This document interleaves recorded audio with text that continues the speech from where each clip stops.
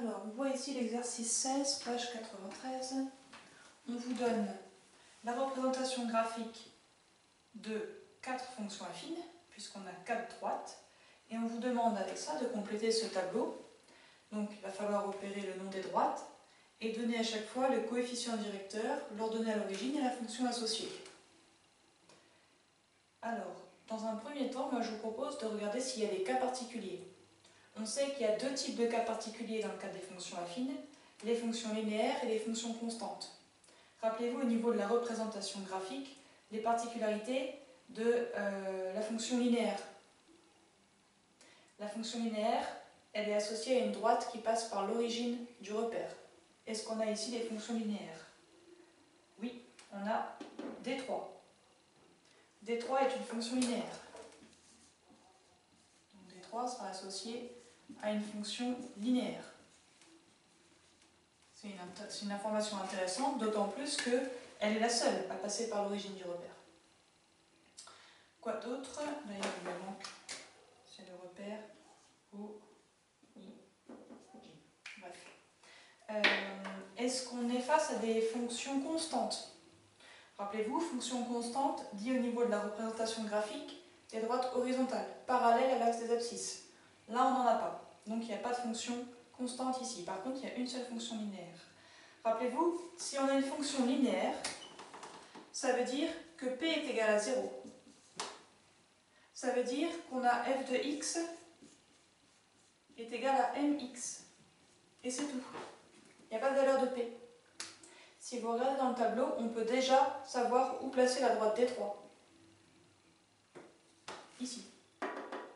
Parce que ici, il y a une valeur de P, ici, il y en a une. Ici, on ne sait pas ce que ça donne, mais nous, on n'a qu'une seule fonction linéaire. On a ici une fonction linéaire.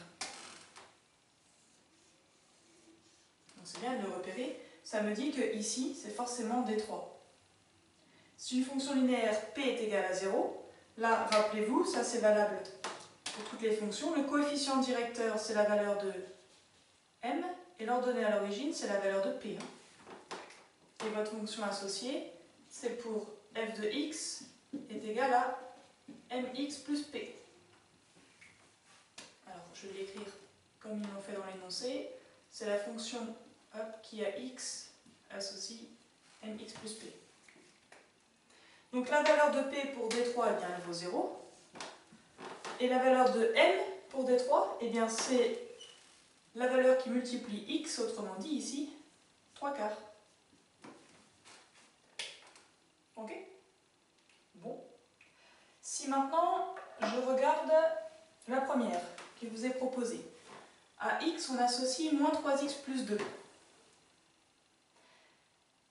Vous pouvez déjà savoir quelle est la valeur de m et quelle est la valeur de p là-dedans. M, c'est moins 3, et p, c'est 2. P, c'est l'ordonnée à l'origine. Ordonnée à l'origine. Ça veut dire que quand on se place à x égale à 0, on trouve la valeur de l'ordonnée à l'origine. Ça veut dire que je vais voir quelle droite va passer par 2 quand x vaut 0. Je me place à 0 et je vais voir quelle droite passe par 2. Ici. Ici, on passe par 2. Donc, pour cette fonction-là, p égale à 2. Ça veut dire que cette fonction est forcément associée à la droite D4. Si je vous fais le calcul à part, si je vais chercher f de 0 avec cette fonction, je vais faire moins 3 fois 0 plus 2. Moins 3 fois 0, ça fait 0. 0 plus 2, ça fait 2. Ok?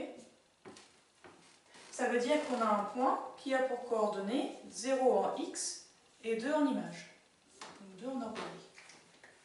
Ce point de coordonnées 0 et 2, c'est bien ce point-là. C'est l'intersection entre ma droite et l'axe des ordonnées finalement. Donc là, on a dit m, il vaut moins 3 parce qu'on a moins 3 fois x. P, il vaut 2. Et on est bien sur la droite D4 parce qu'ici, on passe par 2. Là, je vous donnais pas mal d'astuces pour faire la suivante. La fonction qui a x associe 2x moins 3. La valeur de m, c'est 2. La valeur de p, c'est moins 3. Ça veut dire qu'on cherche une droite qui va couper l'axe des ordonnées en moins 3. C'est forcément D2. ici, on est à moins 3. C'est la valeur de P pour la droite des deux. Ok? Donc on a ici P égale à moins 3, M est égal à 2, et ça c'est pour la droite des deux. Pour la droite D1 maintenant, parce qu'il ne reste plus que celle-ci, donc on sait que là, ça sera D1. On cherche M et P. Si vous avez bien compris, vous pouvez me donner la valeur de P ordonnée à l'origine, l'intersection entre notre droite et l'axe des ordonnées. Là, c'est ici.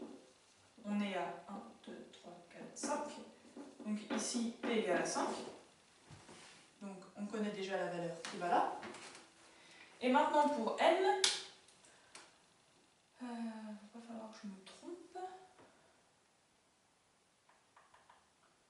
Comment je vais faire pour M? Il y a plusieurs méthodes, hein, c'est pour ça que je réfléchis. M, c'est la valeur que va multiplier X. C'est ce qu'on appelle le coefficient directeur. Est-ce que je le calcule comme ça ou est-ce que je le calcule comme ça? On va faire en mode calculatoire. Je vais aller chercher les coordonnées d'un autre point de ma droite. Alors, si je ne me suis pas trompée dans ma représentation graphique, il me semble que cette droite passe par le point de coordonnées 3, 3. Okay. Je vais appeler ce point le point M. Donc M, alors par contre je vais être obligée d'effacer ça, sinon je vais manquer de place. M a pour coordonnées 3, 3. Et M, il appartient à la droite D1. Okay. Ça veut dire ici que F de 3 égale à 3. Mais on a aussi F de X est égal à Mx plus P, c'est une fonction affine. Et j'irai même jusqu'à dire Mx plus 5, puisqu'on sait déjà que P vaut 5 ici.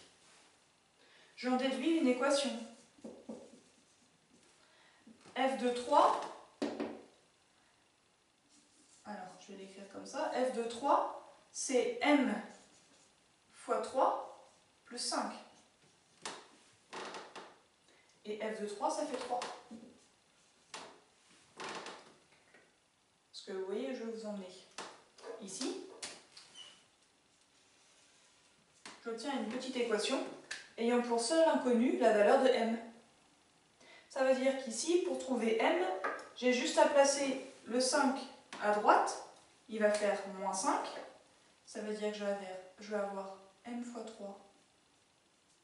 Ça veut dire 3M qui est égal à 3 moins 5.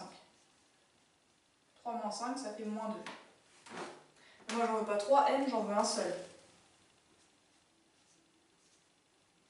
Eh bien, ça veut dire que M est égal à moins 2 sur 3. M est égal à moins 2 sur 3. Alors, on n'a pas dit que ça allait être simple. Mx plus P, ici, ce sera moins 2 tiers de x plus 5. Moins 2 tiers de x plus 5.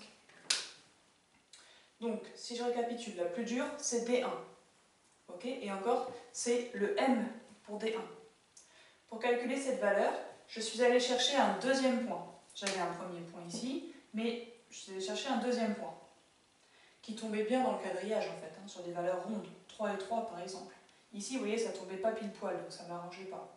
Vous auriez pu prendre celui-ci aussi. Il est à 4, 5, 6 et 1. Donc il faut prendre un autre point de la droite en fait, tout simplement. Je traduis le fait que mon point est sur ma droite par l'équation f de 3 égale à 3. Si j'avais pris ce point-là, ça aurait été f de 6 égale à 1. Bon, je ne vais pas refaire le calcul. F de x est égal à mx plus p parce qu'on a une fonction affine. On connaît la valeur de p, donc on remplace. Et ici, pour calculer, il me faut une équation. F de 3, eh bien je remplace avec cette expression-là. Donc j'ai remplacé x par 3. Et f de 3, il vaut 3, donc j'ai mis égal à 3 ici. Et ensuite, j'ai juste résolu cette équation. J'ai passé le 5 à droite, qui est devenu moins 5. et j'ai passé le 3 à droite, il est devenu divisé par 3. J'ai trouvé ainsi la valeur de n. Je vous laisse méditer un petit peu là-dessus et me poser vos questions.